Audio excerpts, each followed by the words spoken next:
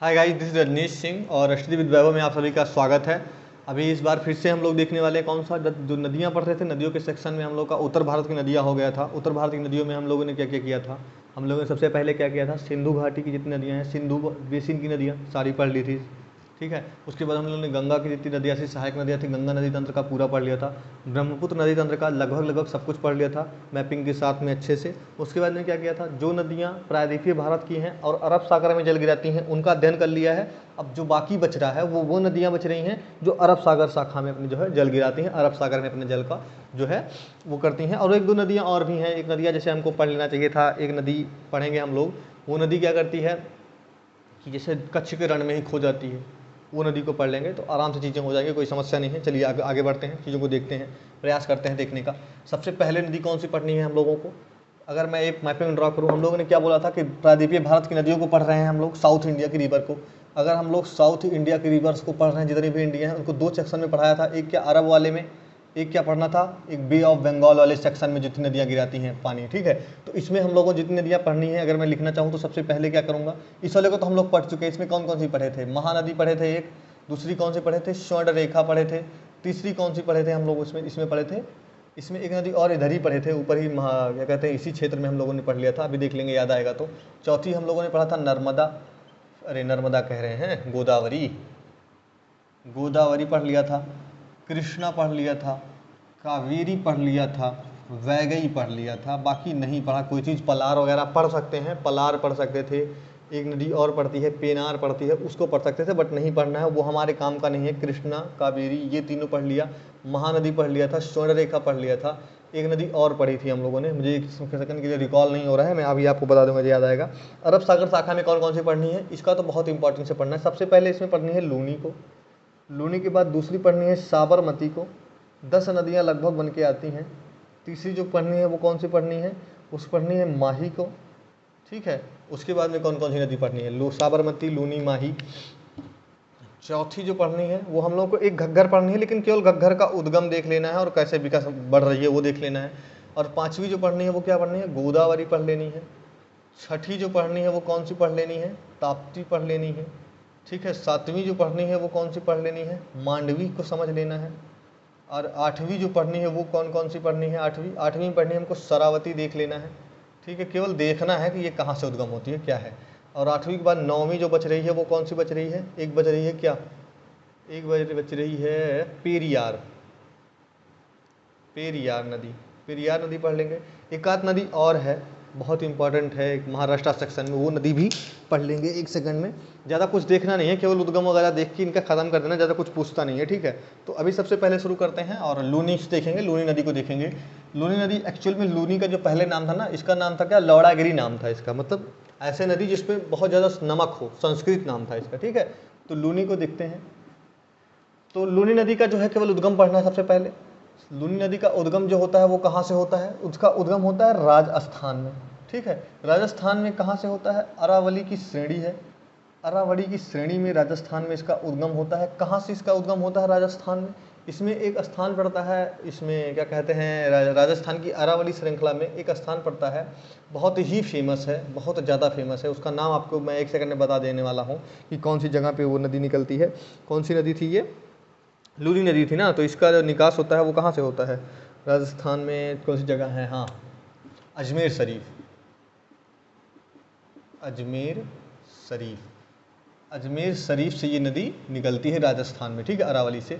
उसके बाद में क्या होता है, ये नदी कच्छ के रण में ही खो जाती है, कच्छ के रण में खो जाती है। तो कितने राज्यों में बहती है, सबसे पहला तो आप राजस्थान में निकल रहे हैं तो राजस्थान देख लीजिए। और कच्छ का रण कहाँ पड़ता है, कच्छ का रण पड़ता है ऑब्वियसली गुजरात में पड़ता है। तो गुजरात में दो राज्यों में बहती है लूनी नदी। उद्गम कहाँ से होता है, राजस्थान के पास अरावली श्रेणी में, अजमेर शरीफ के पास से निकलती है, कच्छ के रण में खो जाती है। यानी क्या है, अंतरीय नदी है, आंतरिक नदी। भारत में एक ही दो नदियाँ ऐसी जो आंतरिक है, उसमें से एक ये है।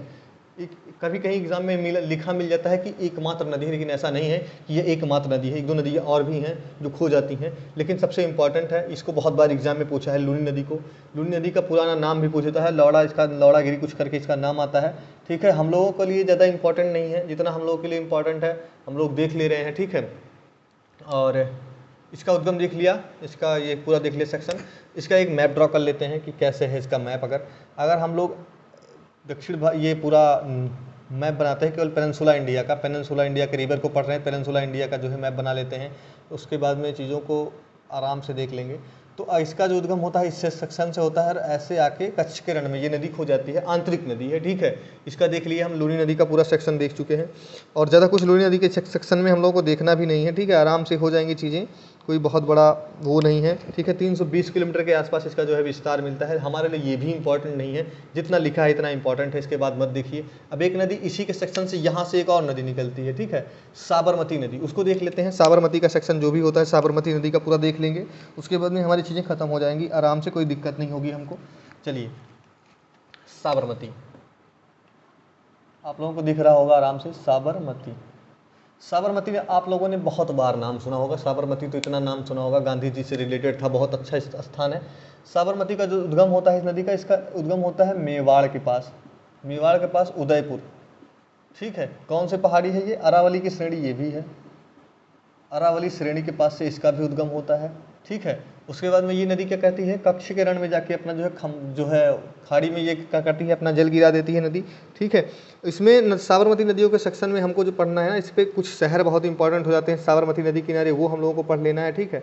उसके बाद में ये नदी अपना समाप्त हो जाती है, उदयपुर मेवाड़ अरावली श्रृंखला से निकलती है, उदयपुर में जाती है, ठीक है। इसके किनारे एक दो शहर है, सबसे पहला कौन सा शहर है, इसी के किनारे आपका अहमदाबाद है, इसी के किनारे कौन सा एक दूसरा शहर है आपका, गांधीनगर है, ठीक है। इतना पढ़ लिए हम लोग। अरब सागर में अपना जल गिरा ही रही है, अरब सागर में जल गिरा रही है। कहाँ गिरा रही है? खंबात की खाड़ी में, खंबात की खाड़ी में अपना जल गिराती है। देखिए, जो हम लोग गुजरात को पढ़ते हैं तो जो ये वाली खाड़ी होती है कच्छ की खाड़ी, कच्छ के रण के क्षेत्र में पड़ती है, और जो इधर सी खाड़ी पड़ती है ये पूरा ये खंबात की खाड़ी है, ठीक है, खंबात की खाड़ी है, तो इसी में ये अपना जल गिराती है लाके, ठीक है। इसको पढ़ लिए, साबरमती को पढ़ लिए। इसकी लंबाई वगैरह नहीं पढ़ता, कभी भी 320 किलोमीटर 300 कुछ किलोमीटर लंबाई है, आराम से कोई दिक्कत नहीं होगी, लिखने को हम लिख सकते हैं, बट सब फालतू है। केवल उद्गम पढ़ना है, एक दो शहर जो इसके इंपॉर्टेंट है वो पढ़ना है, जो एग्जाम में पूछता है। तीसरी नदी पढ़नी है माही नदी।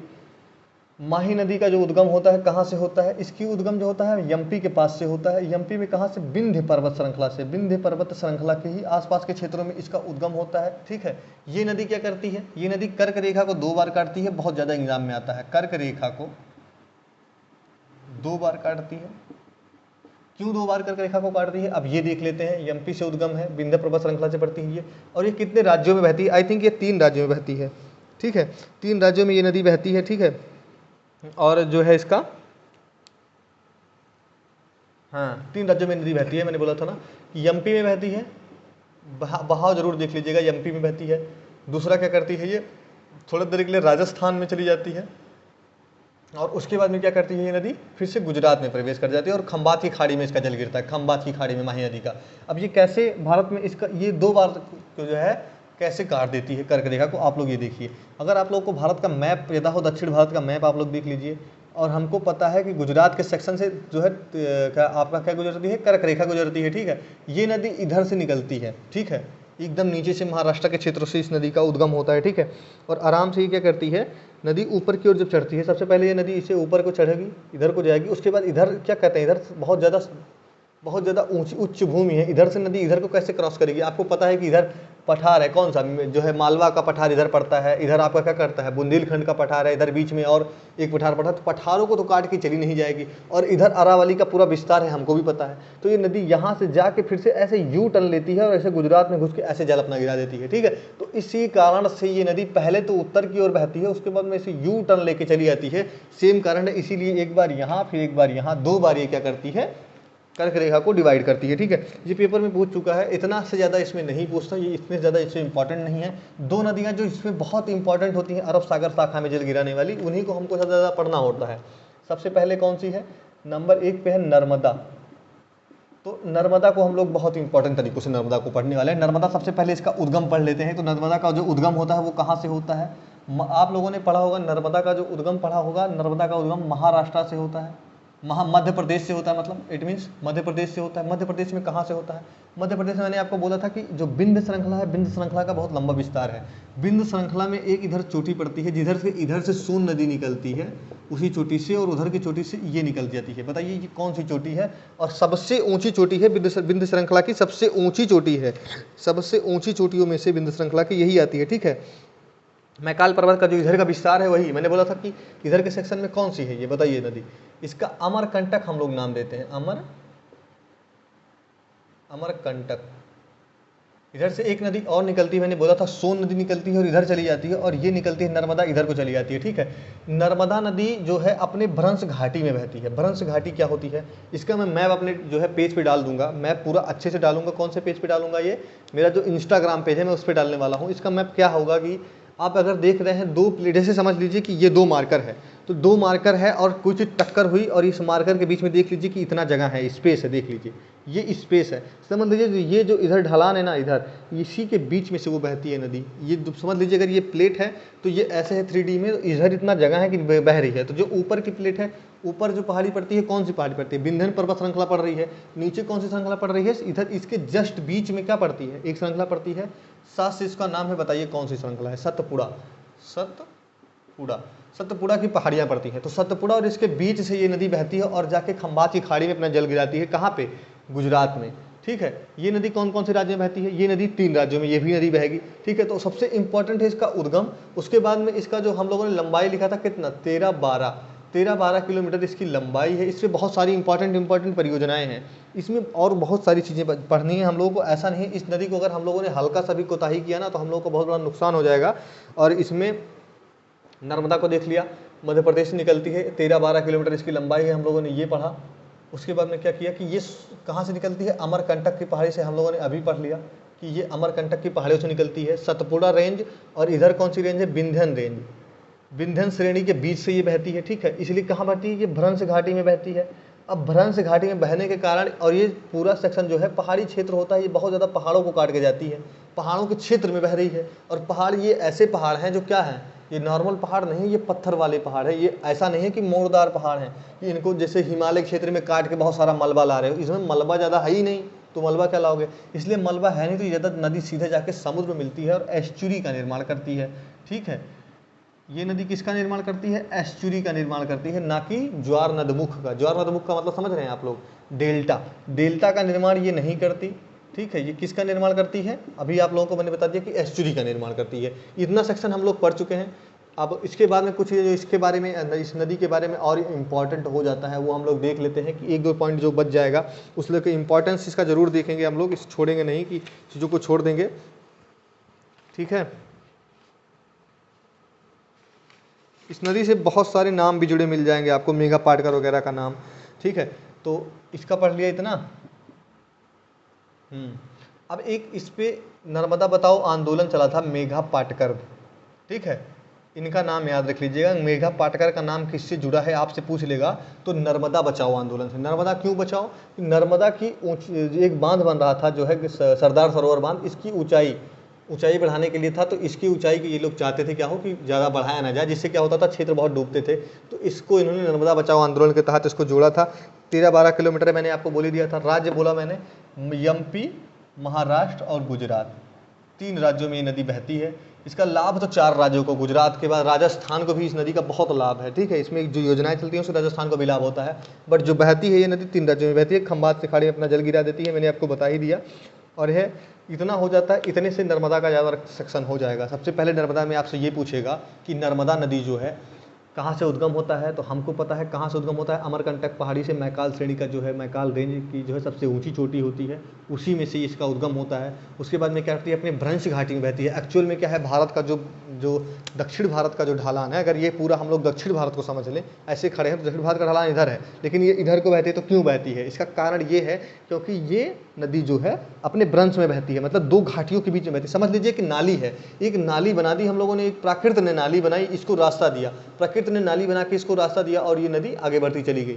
तो इसलिए ये नदी क्या होती है, नाली में बहती है, यानी अपनी भ्रंश घाटी में बहती है, इसलिए ये दक्षिण भारत के ढलान के विपरीत बहती है। ठीक है, कौन कौन सी चोटियों के मध्य बहती है, तो मैंने बोला आपको अभी विंध्यन श्रृंखला और सतपुड़ा श्रृंखला के बीच में बहती है। सतपुड़ा श्रृंखला इसके जस्ट बीचों बीच में है। सतपुड़ा श्रृंखला जब हम लोग पढ़ रहे होंगे तो हम आपको बताएंगे कि ये एक ब्लॉक पर्वत है। ब्लॉक पर्वत का मतलब समझिए कि इधर भी नदी है, इधर भी नदी है। सतपुड़ा रेंज के इस साइड जो नदी है वो ताप्ती नदी है, ऊपर के साइड जो है नर्मदा नदी है। नर्मदा नदी के बारे में एक चीज हमने नहीं लिखा, नर्मदा नदी उत्तर और दक्षिण भारत के मध्य जल सीमा का विभाजक है। मतलब नर्मदा नदी के ऊपर के क्षेत्र में क्या है, उत्तर भारत माना जाता है, और नर्मदा नदी के नीचे के क्षेत्र में कौन सा है, दक्षिण भारत माना जाता है। यानी उत्तर भारत और दक्षिण भारत के मध्य जो क्या कहते हैं जल सीमा है, वो इसका निर्धारण नर्मदा नदी करती है। आप लोग लिखना चाहे लिख सकते हैं। तो नर्मदा नदी के बारे में ये इतना जान लिए, अपनी भ्रंश घाटी में बहती है। ठीक है, 13-12 किलोमीटर लंबाई है, 3 राज्यों में इसका जो है नदी ये बहती है। कौन कौन से राज्य, मध्य प्रदेश से उद्गम है और गुजरात में खंबात की खाड़ी है तो वहाँ जल गिराती है। तो उसके बीच में एक राज्य को थोड़ा सा छू के जाएगी। कौन सी राज्य को छू के जाएगी, वो छू के जाएगी महाराष्ट्र को। ये नदियाँ ज़्यादा विसर्पण नहीं करेंगी, क्यों, क्योंकि ये अपनी बेसिन को काट नहीं सकती। बेसिन को काट इसलिए नहीं करते क्योंकि ये पत्थरों में बह रही है। आपको पता हो दक्कन का प्लेटो एक बहुत पत्थर है, बहुत बहुत बंजर भूमि है। ऐसी भूमि उसको तोड़ पाना बहुत मुश्किल है, इसलिए ज़्यादा ये लोग रास्ता बदल ही नहीं सकती, ज़्यादा सीधे जिधर निकल रहे हैं सीधे निकलते चली जाती हैं। ठीक है, तो इसलिए ज़्यादा ये इनका वो भी नहीं होता। ज्वार नदमुख का निर्माण करेंगी। ज्वार नदमुख निर्माण करने का 2-3 कारण होता है। सबसे पहला कारण तो ये है कि जब मलबे इनके पास ज़्यादा है ही नहीं तो अपने मुंह पे बिछाते नहीं है ज़्यादा। ज्वार नदमुख का मतलब क्या होता है कि नदी के पास इतना ज़्यादा मिट्टी होती है कि नदियाँ ऐसे छोड़ देंगी। अगर क्या होता है डेल्टा बनाती है तो ऐसे ऐसे छोड़ देती हैं, उसके बाद में इसके बीच से हल्का हल्का इधर उधर पानी जा रहा है, इधर उधर जा रहा है। लेकिन जब इनके पास बालू है ही नहीं उतना तो ये छोड़ेंगे क्या, डायरेक्ट लेके समुद्र में अपना पूरा मलबा चली जाती हैं। आपको समझ में आएगा। और थोड़ा ऊंचाई से भी गिरती हैं, इनका बहाव ठीक ठाक रहता है तो लेके चली जाती हैं। अब नर्मदा पढ़ लिया, अगर हम लोग तापी पढ़ लेते हैं तो हमारा मेन सेक्शन जो होता है खत्म हो जाता है। एक दो जो खाली मांडवी वांडवी पढ़ना है, केवल इतना पढ़ना है कहाँ है कैसे है। अब पढ़ लेते हैं ताप्ती को। ताप्ती सेकंड सबसे इंपॉर्टेंट रिवर हो जाती है। ज़्यादा इसकी लंबाई नहीं है ताप्ती की, लेकिन ताप्ती हमको लोगों को पढ़ना पड़ेगा। ताप्ती में ज़्यादा कुछ पढ़ना भी नहीं होता। ताप्ती में जो भी पढ़ना होगा ताप्ती में ये पढ़ते हैं। हाँ, ताप्ती मध्य प्रदेश से निकलती है, सबसे इंपॉर्टेंट। मध्य प्रदेश से कहाँ निकलती है, बैतूल पहाड़ी से निकलती है। बैतूल पहाड़ी निकलती है। ठीक है, बैतूल पहाड़ी कहाँ पड़ती है, मूलताई स्थान से। बैतूल पहाड़ी नहीं, बैतूल जिला मध्य प्रदेश में बैतूल जिला पड़ता है एक। ठीक, बैतूल जिला। मूलताई को क्या कहते हैं, मूल तापी भी कहते हैं। मूल ताप्ती कह दीजिए आप लोग, मूल ताप्ती, यानी ताप्ती का जो मूल है उसका नाम क्या है, मूल ताप्ती है। तो बैतूल जिले में मूल ताप्ती नामक स्थान से, यानी मूलताई नामक स्थान से मध्य प्रदेश में इसका उद्गम होता है। और इसकी लंबाई 732 किलोमीटर है, आई थिंक 724 किलोमीटर है। एनसीईआरटी के बेस पे अगर देखा जाए 724 किलोमीटर इसकी लंबाई पड़ जाती है।